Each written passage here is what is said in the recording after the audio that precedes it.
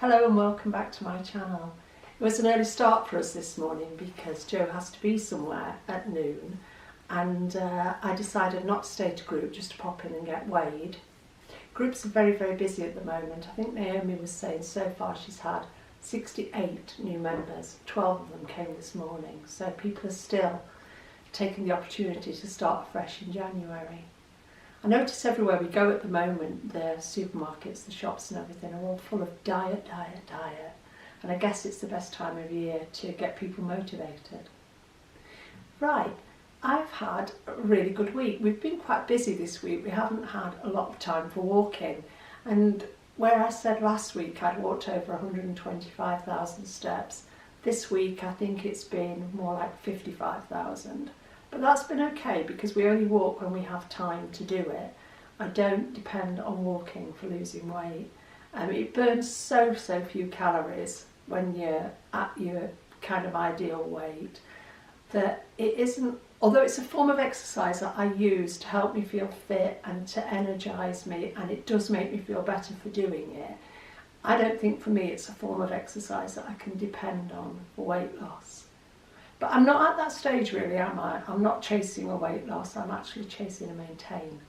So, sorry, that's my iPad talking to itself. Went to group this morning and it is bitterly cold here today. Queued up, got on the scales, did all the usual stuff and got a £0.5 loss, which I'm really happy for because, as I say, what I aim to do now is maintain. So a £0.5 loss has me dead on 9 stone, which is my target. Now, what did I do this week to achieve that? Nothing any different. Because I live this lifestyle now, I live pretty much the same every day. I aim to have 2 A choices, 1 B choice, and up to 15 sins. I'm really aware that 15 sins isn't a target. You don't have to aim to have 15 sins. For me, the book says 5 to 15. But if I can have 15, then I will have 15. I'm not going to deprive myself of anything, because if I do that, I push myself back into dieting mentality, and it doesn't work. Dieting made me fat. I started dieting before I ever needed to, but I'm going to talk about that in a minute. One of the things I'm really aware of at the moment on social media, there's an awful lot of talking about should we be having 2 A choices. Now, I can only talk about what I choose to do, and I should only really have an opinion on what I choose to do. But I'm always going to come back on my channel to saying, what does it say in the book? The book says the plan is 2 A choices, 1 B choices, 1 B choice, 5 to 15 sins. I remember when I joined Alcoholics Anonymous. That sounds a funny thing to say for somebody who doesn't have a problem with drink, but I joined Alcoholics Anonymous many years ago to help me sort out my food addictions and also my eating disorders. I had a lot of help from a really lovely man called Tom. He took me along to a meeting, and the first thing I remember hearing at that meeting was, if you come into a 12-step program, you do not take what you want and leave the rest. You do not take the bits that appeal to you and leave the rest. You do the plan. You do the program. And I very much have that attitude towards Slimming World. I don't go through the plan on my CDs and think, tick that, tick that, tick that. I like that bit. Cross that, cross that, cross that. I don't like that bit. I trust the plan. Now, I've been having 2 A choices since the thing was leaked back in November, and it's done me absolutely no harm at all as a target member. And I firmly believe that if you have weight to lose, it won't harm you. It's the plan. And I really feel like banging a little drum and saying, don't take what you want and leave the rest. Trust it. Just trust it, because it works. So this week I have had 2 A choices every day, because if I chose to have them some days and not others, I would be thinking, I'm really resentful, it's Tuesday, I can only have 1. That's the way my mind works. And also I'm a very greedy person. If it says I can have 2, I am going to have 2. And it's working. So in the, 8 weeks I've been doing, 9 weeks probably, I've been doing the 2 A choices, it's done me no harm at all. This week, as I say, 2 A's, 1 B, I've had 97 of my 105 sins. That hasn't been on purpose, it's been that at the end of the day, some days I've fallen slightly short of the 15, but I've had plenty to eat. So 97 of 105, and that works for me. And a £0.5 loss I was half a pound above my actual target. So I've got £2.5 to play with, and I still lost £0.5 pound. The only thing I've done slightly differently this week, and I noticed it when I got to the end of my food diary on Friday, was I haven't eaten any meat this week, but I have had fish every day, and sometimes, well, I think most of twice a day, because I'll have fish with my main meal at lunchtime. So I'll have poached salmon, I'll have teriyaki salmon. Fopaholic mentioned prawns in her shopping haul, and it was like, ooh, not had prawns for a while. Popped into Marks and got some gorgeous prawns.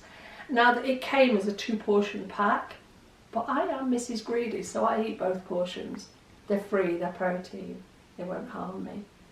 And that's very much how I feel about the A choice. You know, if you look at an A choice, depending on what you choose to spend it on, but they're between, on average, 80 and 120 calories.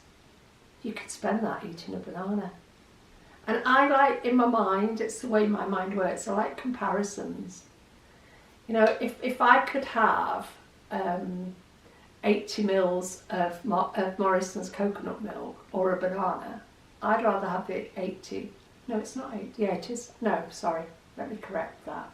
If I can have 400, I don't know where I got the 80 from.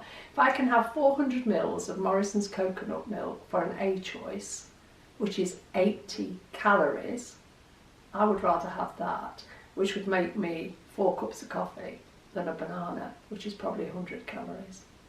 And bottom line, and it does say this in the literature, it's always about calories. We say it's not a diet and we live it as a lifestyle, but bottom line, calories in, calories out is what gets you weight loss or weight gain. And I just feel, you know, sometimes it's easy, isn't it, to pick up a banana, pick up a second banana. I'm not particularly victimising bananas, I have a banana most days. But just think about the calorie difference. And if all you're adding in to your plan is 400 mils of milk, or 250 or 350, depending on the type of milk you have, is probably equivalent to eating a banana. So the fat will do you more good.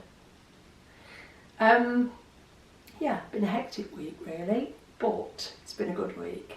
And you have to focus on the positives, because love saves the day. I just fell in love with this jumper the other day. Hush have got their new spring range in John Lewis. And I was shopping with a friend, and Joe has this thing about saying there's a jumper or whatever, there's a top over there with your name on it. And my friends picked up on it, and the minute we walked into the clothing department in John Lewis, and we'd said we were only going to look in the sales stuff that was left over. We'd promised ourselves we weren't going to overspend this week. But as soon as we walked into Hush, she said, oh God, there's a jumper over there with your name on it. Literally, chain day. And it's my kind of jumper, so it found its way into my shopping bag. I'm trying to adopt an attitude with clothing, very much of one in, one out, because I've only got just over 2 metres of wardrobes in my dressing room. And it's like, when they get full, where are you going to go from there? Because I've got no more room for any more wardrobes. And I am still loving just being able to walk into a shop, pick up something that size small, and still got plenty of room, and just think, yeah, I like it and I can have it because they actually make it in my size. And I had all those years of walking into shops with my friends who were slim. They were picking up arms full of clothing to try on. I stood and held the handbags because that shop didn't do a size 26. They only went up to an 18. Yeah, it's a different world today and I'm loving it. Right, something I want to talk about today that has been something I've been thinking about for a while, and it was, what damage did I do to Joe with my dieting over the years? Now, Joe might join in on this conversation, he might not feel he's got anything to say, I don't know. But I can take it back even a step further to when I was a child. My mum was never bigger than a size, I guess 14, 16 maybe at times. She was a businesswoman. She wore a lot of really nice clothes. She always dressed in Jaeger. She always looked good. But she was always, always, always on a diet. And I realised at a very early age that my mum didn't eat like the rest of the family. Yeah, she did on a Sunday. She'd have Sunday lunch. We all sat down together. But the rest of the time, my mum, she never sat down and had breakfast with us. She never had lunch with us because she never ate like we ate. And looking back on it, I can laugh about a few things, but back in the day, back in the 70s, there were these things called Energen rolls. Now, ladies of my age, you'll remember them. They came in a big square box, and they were called Energen rolls. And I've had times in my life where I've thought, I wish they were still available. I'm glad they're not, really. They were like the size of a bread roll, but they were a bit like polystyrene. And if you had one with a bowl of soup, if you dipped it in your soup, it drank the soup for you. But my mum used to live on these things, and a particular drink that she made up with lemon juice and honey and I can't remember, a raw egg and something else, that's what she used to have for breakfast. And I'm going to talk to her about it one day because I was very conscious as a child about weight. Now, she didn't put me on a diet. She never told me, like at sort of junior school age or anything like that I needed to lose weight. But I listened to everything she talked about with her friends. I watched what she ate, and I really realised she didn't eat like the rest of us. And I wonder, and I'm sure that I did, when Jo was young, I was always on a diet, but I wasn't on the kind of diet that my mum was on. It was more extreme. I was on a liquid shake diet, or I was on a cabbage soup diet, or I was on some extreme, silly, fast weight loss programme. And I don't know how much of it Jo noticed, I don't know how much of it he took on board, but I'm pretty darn sure it didn't do him any good listening to it. Because we talk about the fact that a lot of youngsters get hooked up in eating disorders, eating disordered ways of living and behaving and worrying and stressing. Am I good enough? Am I the right shape? Am I the right size? Oh, look at me, my friends are all slim and I'm not, all this. But I really firmly believe today that as a mother, we teach our kids those sort of things. We were in Aldi during the Christmas period. I know we were standing, we were by the yoghurt section. We were shopping for Jo's dad and we were buying big tubs of yoghurt. And I heard a little girl say to her mum, how many sins is in that? And at the time I thought it was cute. But looking back on it now, you know, I don't think it was that cute because I don't know this little girl, I would say she was under 10, probably 8 or 9. But should a child of that age even know what sins are? And I'm talking about Slimming World sins. Should we be using that kind of vocabulary in front of our kids? I'm only asking these questions, I'm not saying you do it. I know what I've done in the past and a lot of it I regret. Think about when Jo was small.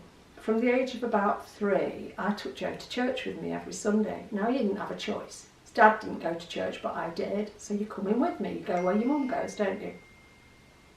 Now, Jo had a Game Boy little thing that he used to play on. So that was fine. I was quite happy for him to sit at the back and play on his Game Boy. I was doing my God thing.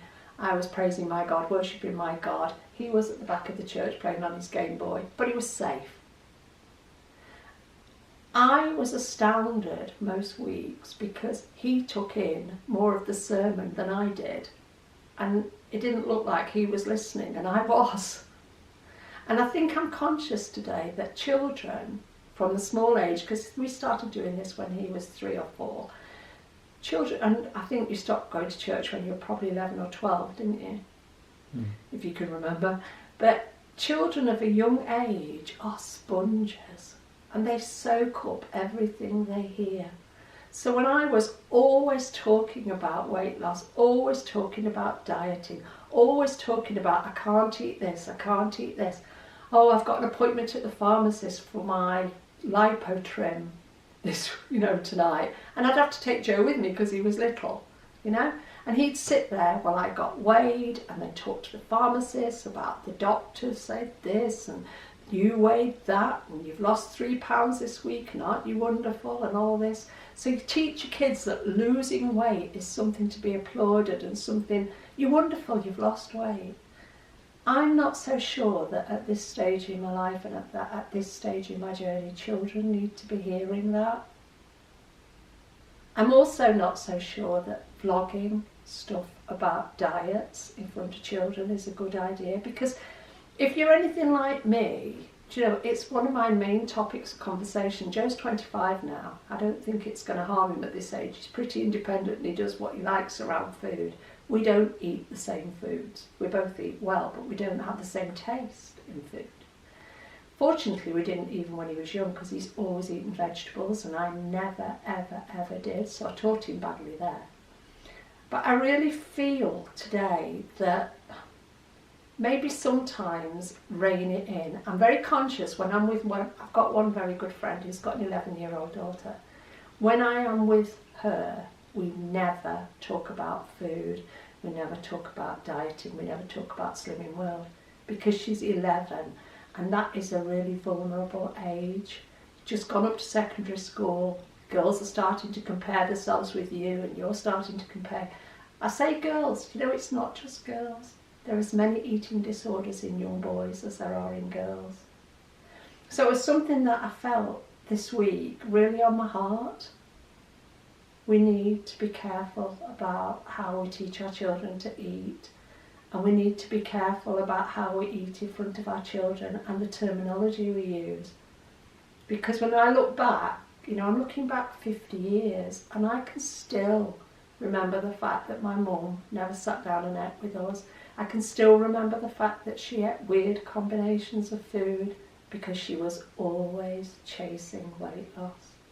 I can even remember the first time my mum hit a size 12 and the dress she bought. She was going to a dinner dance, it was New Year's Eve, and the Babs, who was the lead dancer in Pan's People, if you're my age you'll remember Pan's People from Top of the Pops, and her husband, who is Robert Powell, the gorgeous handsome actor, were guests of honour at the dinner dance that Mum and Dad were going to. And my mum dieted like crazy because she had seen a particular Chinese dress that she wanted to wear for this dinner dance. And she bought the dress in a size 12, which was tight. And she dieted and dieted and dieted. And on New Year's Eve, my mum looked, I was probably 10. My mum would have been in her early 30s. She looked incredible. She looked like a film star when she went out that night. But my God, the agony she went through to wear that dress.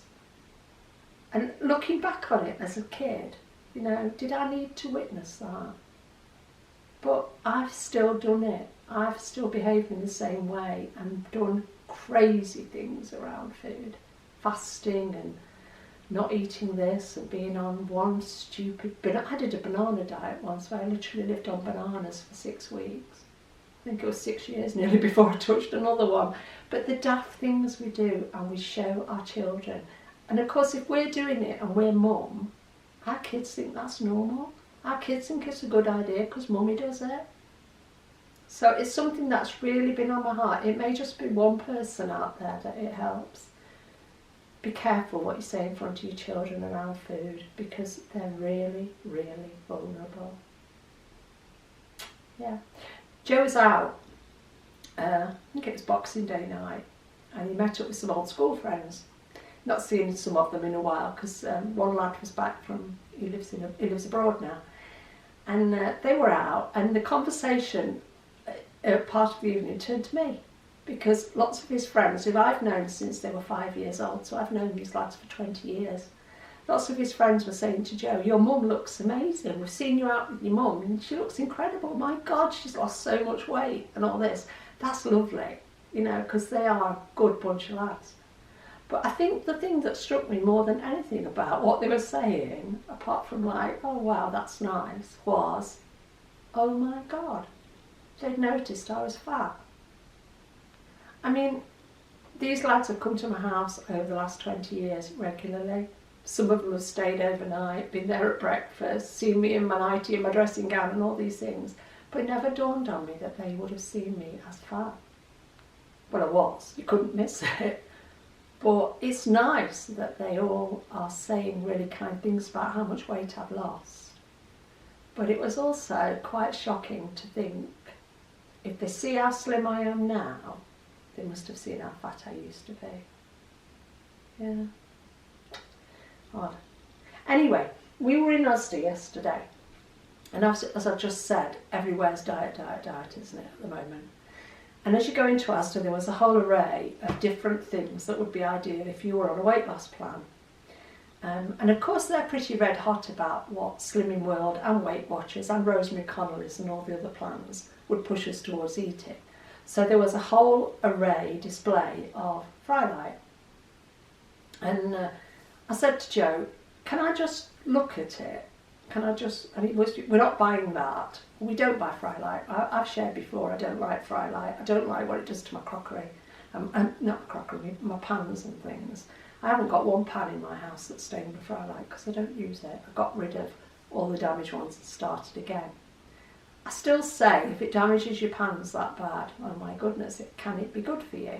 Anyway, Joe picked up one and I'll take it next week probably and put it in the basket at Slimming, or I'll put it in the food bank basket at Asda because I won't be using it.